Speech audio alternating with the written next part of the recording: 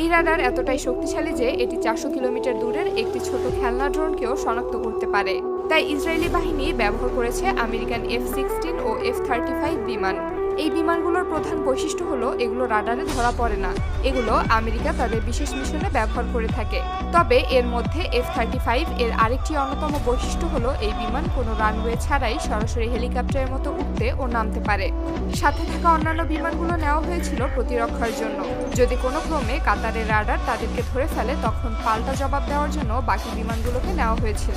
এর মধ্যে প্রত্যেকটি বিমানই ছিল সম্পূর্ণরূপে মিসাইল লোডেড। স্থানীয় সময় অনুযায়ী বিকাল প্রায় 3টা থেকে 4টার মধ্যে এই বিমান বাহিনী কাতারের আকাশে প্রবেশ করে।